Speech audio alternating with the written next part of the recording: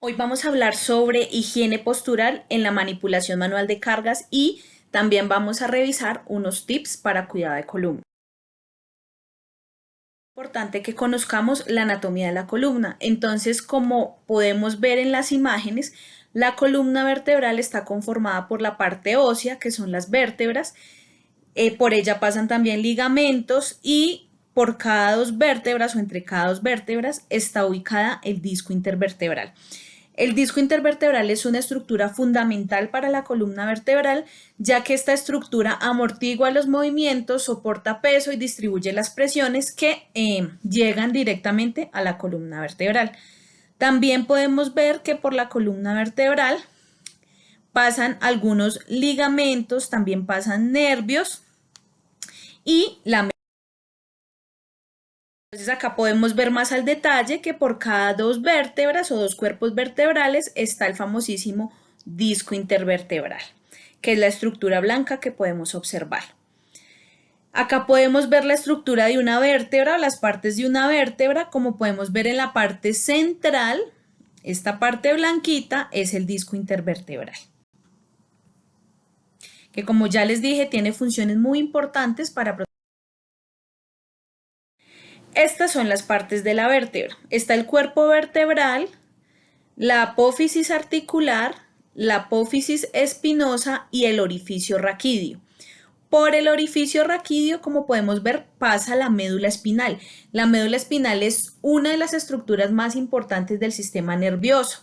Entonces, es importante que entendamos que nuestra columna es una estructura fundamental para nuestro funcionamiento y que por ella también pasan otras estructuras y otros componentes del sistema nervioso, por ejemplo, que cumplen funciones fundamentales para que todos los seres humanos podamos realizar las funciones que realizamos.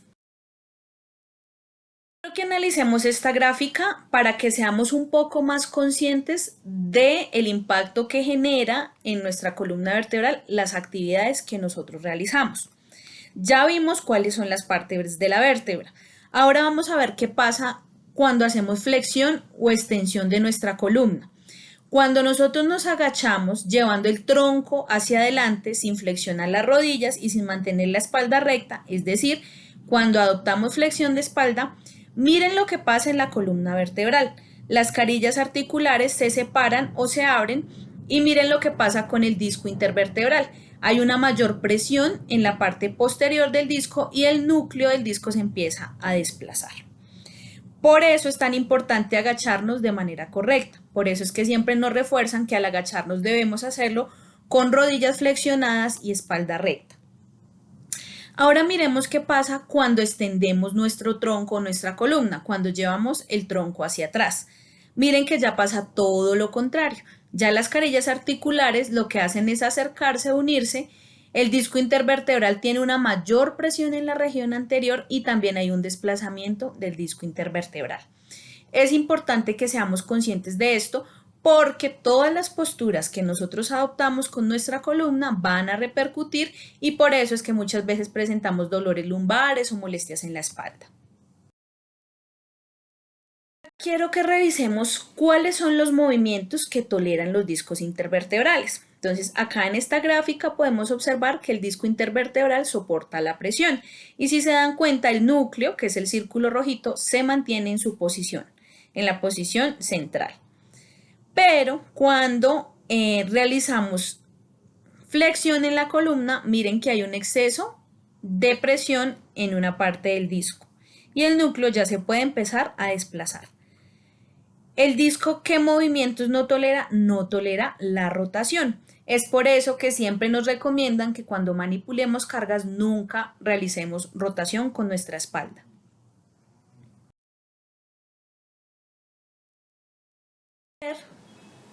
¿Cuál es la diferencia entre un disco intervertebral sano y un disco intervertebral enfermo o lesionado? Entonces, el disco intervertebral sano, esta parte externa o las rayitas que ustedes ven, es el anillo fibroso, que es la parte más rígida o más fuerte del disco intervertebral. La parte vino tinto, la parte central, es el núcleo pulposo, que es una gelatinita, básicamente. Cuando nosotros, debido a las posturas que adoptamos con nuestra espalda, realizamos movimientos repetitivos con espalda, manipulamos carga de manera inadecuada, sin aplicar el método, de pronto excediendo los pesos recomendados, miren lo que va pasando con el núcleo. El núcleo ya no está centradito y protegido por el anillo fibroso, sino que empieza a desplazarse, empieza a salirse. Y cada vez se va saliendo más, cada vez se va saliendo más, hasta que ya sale completamente y supera la barrera que lo protege, que es el anillo fibroso, y se produce la protusión o la hernia de disco. Esta es la famosísima lesión de disco y se produce, como les venía diciendo, por la adopción de posturas forzadas o incómodas en columna, movimientos repetitivos con columna o inadecuada manipulación de cargas. ¿Cuáles son las lesiones más frecuentes en nuestra espalda? Desgarro muscular, que produce dolor a nivel de la región lumbar, o el famosísimo lumbago.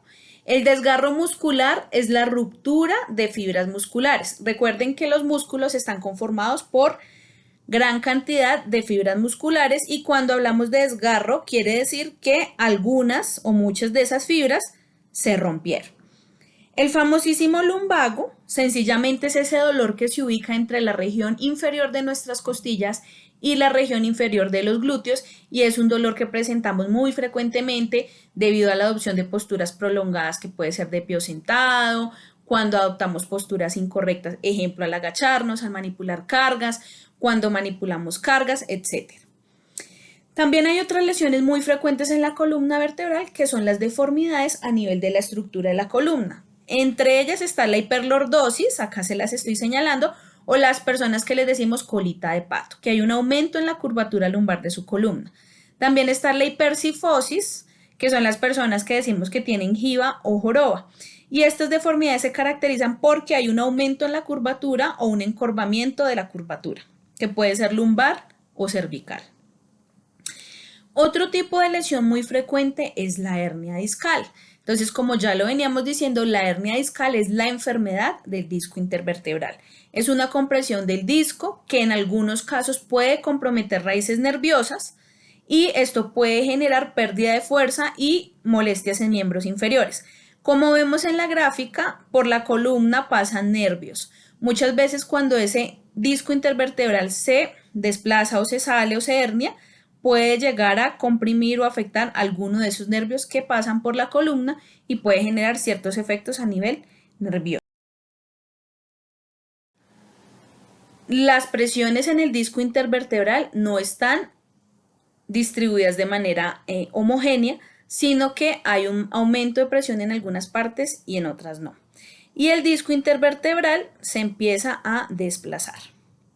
Cuando miramos la segunda gráfica, que la persona sí flexionó sus rodillas, pero igual la espalda no está recta, miren que igual sigue apareciendo el riesgo. Ya no hay tanta compresión como en la primera gráfica, pero igual el disco se está desplazando.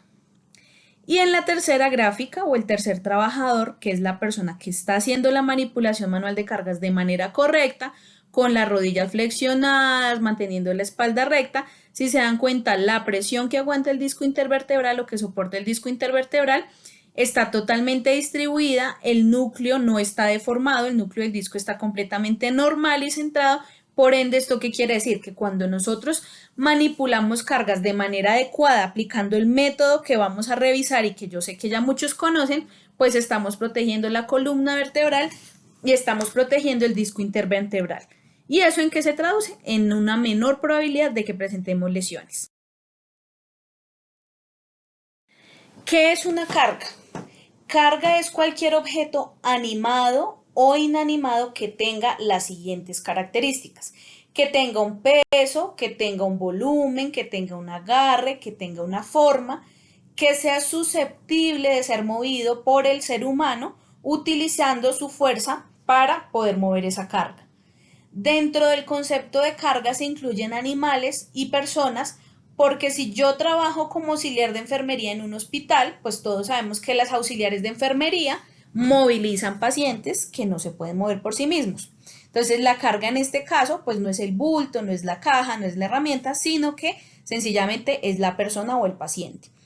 Si yo trabajo en una veterinaria o trabajo con animales, pues la carga igualmente puede llegar a ser el animal. Es por eso que carga es cualquier objeto animado o inanimado que sea susceptible de ser manipulado por el ser humano y que tenga las características mencionadas. ¿Qué es manipulación manual de cargas? Sencillamente manipulación manual de cargas son todas las operaciones que realizamos con esa carga. ¿Cuáles? Levantamiento, levantar desde el piso hacia arriba. Transportar la carga de un punto a otro punto. Sostener la carga. De pronto, si usamos una ayuda mecánica, empujar la ayuda mecánica. Depositar la carga en ese lugar donde yo requería dejarla. Entonces, sencillamente son todas las operaciones que nosotros diariamente o muy frecuentemente realizamos con esa carga. Son los determinantes del esfuerzo cuando nosotros manipulamos las cargas. Por un lado están las características de la carga. Entonces, si la carga es demasiado grande o demasiado pesada. Si es voluminosa o si es difícil de sujetar. Si es inestable o su contenido corre el riesgo de desplazarse. Por ejemplo, las cargas donde el contenido es líquido, un botellón de agua, un ejemplo muy común.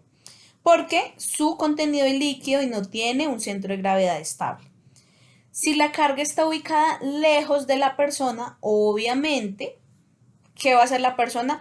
Flexionar su tronco o rotar su tronco o inclinar su tronco, que son posiciones riesgosas y que pueden conllevar a una lesión. Si la carga, debido a su aspecto exterior o a su consistencia, puede generar lesiones en el trabajador. Ejemplo, si ustedes van a manipular una carga y resulta que esa carga está empacada en una caja metálica que tiene filos y que de pronto pudiera llegar a lesionar, a cortar sus manos. El esfuerzo son las características de la tarea. Entonces, la primera característica es si los esfuerzos físicos son demasiado frecuentes o prolongados. Entonces, una cosa es que yo en mi jornada laboral manipule cargas una vez, dos veces o esporádicamente. Otra cosa es que durante mi jornada laboral yo manipule cargas todo el tiempo de manera frecuente o por tiempos prolongados. Obviamente, pues el esfuerzo va a ser mayor. Segunda característica, periodos insuficientes de reposo fisiológico o de recuperación. Todos los seres humanos necesitamos periodos de reposo y de recuperación para que las estructuras del sistema músculo-esquelético no tengan un sobreesfuerzo o no caigan en el sobreuso y se empiecen a presentar manifestaciones. Dentro de nuestras jornadas laborales tenemos periodos de descanso, como cuáles: break en la mañana para tomar onces o para desayunar o para tomar un tinto. En algunos casos, break o descanso en la tarde. La hora de almuerzo. En los casos que se hacen las pausas activas grupales o, como todos sabemos, las pausas activas individuales. Todos estos son periodos de descanso que permiten que las estructuras del sistema musculoesquelético se recuperen. Si no tomamos estos periodos de descanso, obviamente el esfuerzo va a ser mayor.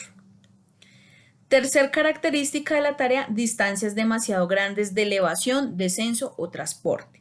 Entonces, generalmente se considera que hay un mayor esfuerzo cuando las cargas se deben depositar o tomar desde el nivel del piso o niveles bajos, porque la persona se ve obligada a agacharse. También se consideran más riesgosas o con mayor esfuerzo cuando están por encima del nivel de los hombros o la persona tiene que llevar sus brazos por encima del nivel de la cabeza. Y cuando las distancias son muy largas. Una cosa es que yo tenga que trasladar una carga de un punto a otro a una distancia de 10 metros y otra cosa es que sea a 100 metros. Pues obviamente el esfuerzo va a ser mayor. Otra determinante es el ritmo impuesto por un proceso que el trabajador no puede regular. Una cosa es que yo como colaborador pueda definir si tengo que transportar estas cajas, en qué momento lo voy a hacer, cada cuánto lo voy a hacer, qué periodos de descanso voy a tomar. Y otra cosa es que a mí mi jefe me diga, tiene que transportar estas 10 cajas en 10 minutos. Entonces, cuando el ritmo es impuesto por el proceso y no hay posibilidad de que el trabajador organice su actividad, pues el esfuerzo puede llegar a ser mayor. Características individuales: la falta de aptitud física para realizar la tarea. si yo tengo una lesión de base, si yo de pronto estoy en sobrepeso o estoy obeso o tengo ciertas condiciones que dificultan que yo haga la manipulación de cargas. Segundo determinante, inadecuado uso de ropa o calzado. Ejemplo, que yo como mujer me vaya a levantar cargas o a trasladar cargas en zapatos altos. Seguramente hay riesgo de caída. Insuficiencia o inadaptación de los conocimientos. Entonces, si no conocemos lo que estamos viendo hoy, qué es una carga, qué es manipulación manual de cargas, cómo lo debemos hacer, pues seguramente no vamos a llevar a cabo la tarea de manera correcta. Y la existencia previa de una patología dorsolumbar. Recuerden que si tenemos alguna patología a nivel de columna o a nivel de otro segmento corporal, siempre debemos validar con nuestro médico tratante cuál sería ese peso que yo debería o podría levantar o manipular teniendo en cuenta esa patología de base. Características del entorno, un tema muy importante. Muchos accidentes de trabajo se presentan porque de pronto el piso estaba mojado, el piso estaba liso, habían irregularidades, desniveles, habían obstáculos en el piso, porque la iluminación es insuficiente, diferentes condiciones del entorno que hacen que la tarea no sea segura y que podamos lesionarnos o dañar la mercancía, las herramientas o los materiales que estamos manipulando.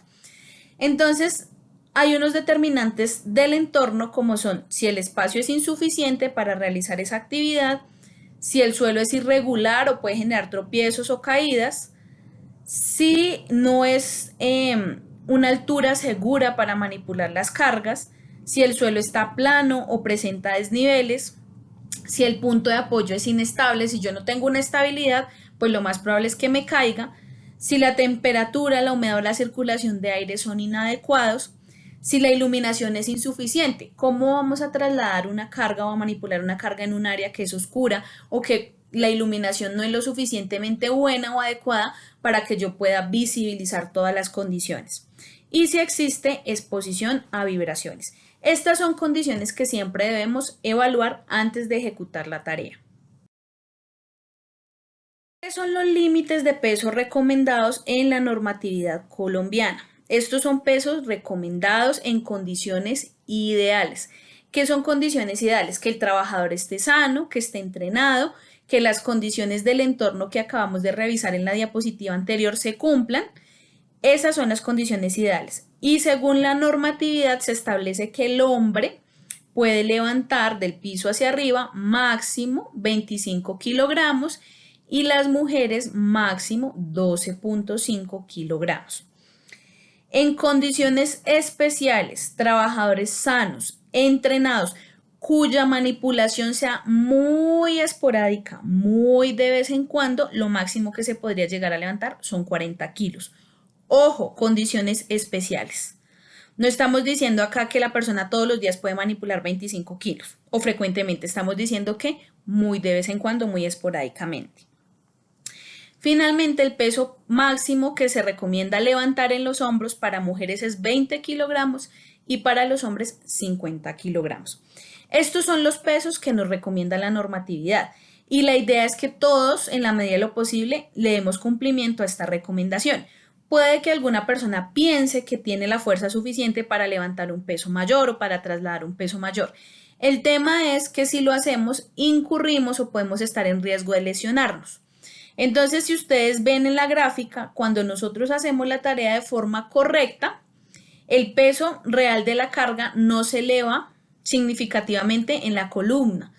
Pero cuando nosotros manipulamos una carga de manera incorrecta, sin el método adecuado, miren lo que pasa con la carga. Se eleva muchísimo, es decir que puede que el peso no sea tan elevado, pero en la columna se está experimentando como si fuera un peso muy alto. Y eso es lo que pasa muy frecuentemente. Hay personas que tienen el accidente de trabajo y dicen, pero ¿por qué me lesioné si lo que levanté pesaba 2 kilos, 3 kilos? Sí, puede que la carga que hayamos levantado no tuviera un peso muy elevado, pero como lo hicimos incorrectamente, en la columna vertebral se experimenta como si ese peso sí fuera elevado y por eso es que nos lesionamos. Son los pasos para manipular cargas. Importante primer punto, siempre verificar las características de la carga, el peso, el volumen, la forma, el aspecto exterior, los agarres, dónde viene empacada, si tiene bordes, si tiene filos, si tengo de dónde agarrarla, absolutamente todo, revisar todo el empaque de la carga, todo el embalaje. Segundo paso, verificar las características del entorno. Hay que revisar cómo está el espacio. ¿Tengo espacio suficiente para trasladarla o para movilizarla o para levantarla? ¿El piso está en buenas condiciones? ¿No está mojado? ¿No hay obstáculos? ¿La temperatura es la correcta? ¿Hay buena iluminación en el área de trabajo? ¿Hay buena ventilación? Planear ese traslado. ¿Por dónde voy a llevar esa carga? ¿Por dónde la voy a trasladar? ¿Voy a usar una ayuda mecánica? ¿Lo voy a hacer manualmente? ¿Voy a pedirle la ayuda a uno, dos o tres o cuatro o cinco compañeros dependiendo del peso de la carga? Siempre hay que verificar todas las condiciones iniciales de la carga y del entorno. Importante aquí hacer la recomendación que siempre debe primar el uso de la ayuda mecánica para evitar que el trabajador deba hacer el esfuerzo. Entonces, si yo voy a manipular una carga y sé que tengo una carretilla, sé que tengo un carrito, sé que tengo un gato hidráulico, sé que tengo un polipasto, un puente grúa, etcétera, etcétera, etcétera, cualquier ayuda mecánica que tengamos, si esa ayuda mecánica aplica para la actividad que vamos a hacer, lo ideal siempre va a ser usar la ayuda mecánica para que la persona, el trabajador, no tenga que hacer ese esfuerzo físico. Si definitivamente no hay ayuda mecánica o la ayuda mecánica que hay no aplica para la actividad, pues ya voy a hacer la manipulación manual, pero valido el peso. Si el peso supera los 25 kilogramos, debo solicitar la ayuda de 1, 2, 3 o más compañeros dependiendo el peso de la carga. Técnica para manipular cargas. Primero, siempre se debe agarrar la carga con la palma completa de la mano y la base de los dedos. Tener un agarre firme, los dedos de la mano son muy fuertes. Segundo, ubicar las piernas ligeramente separadas, podría decirse que al ancho de los hombros, un pie adelante del otro y ese pie va a ir en dirección de donde nos vayamos a dirigir o llevar la carga. Tercer paso, siempre flexionar o doblar las rodillas. No es que nos vayamos a sentar en los talones, pero más o menos en un ángulo de 90 grados. Vamos a doblar nuestras rodillas. La fuerza se debe hacer con los músculos de las piernas, que son unos músculos muy potentes y muy grandes, que tienen la capacidad de realizar esa actividad sin lesionarnos. Mantener la espalda lo más recta o derechita posible. Cuando nos vayamos a levantar, vamos a elevar suavemente las piernas y vamos extendiendo las rodillas. La carga siempre debe ir pegada al cuerpo. Entre más pegada esté, menos esfuerzo vamos a hacer. Nunca se deben hacer giros cuando estamos manipulando cargas. No debemos girar el tronco. Y cuando vayamos a depositar la carga en el punto que necesitábamos, que requeríamos, volvemos a hacer el mismo proceso. Flexionamos las rodillas, la espalda recta, abdomen contraído y dejamos la carga en el lugar que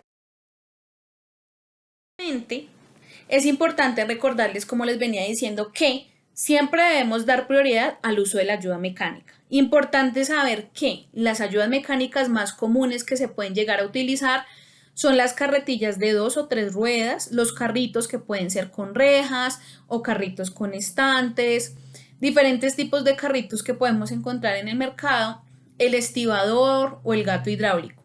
Importante recomendación que les voy a socializar, las ayudas mecánicas se deben empujar utilizando el peso del cuerpo para hacer ese empuje, no se deben alar.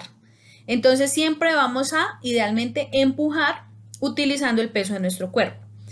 Si por algún motivo, por ejemplo, los gatos hidráulicos que tienen su palanca y no son muy fáciles de empujar, debemos alar. Cuando alemos, vamos a alar hacia el frente, hacia nosotros. Nunca llevar la carga atrás y alar con los brazos extendidos, porque este es un mecanismo que lesiona los brazos y la espalda. Entonces, siempre empujar, evitar alar. Si alamos, alamos hacia el frente o hacia nosotros. Importante validar, como ya les había dicho, si no tenemos una ayuda mecánica o sencillamente por la actividad que vamos a realizar no aplica esa ayuda mecánica, vamos a pedir la ayuda de uno o varios compañeros. Cuando hacemos esa manipulación entre varias personas, es importante coordinar la tarea, ponernos de acuerdo.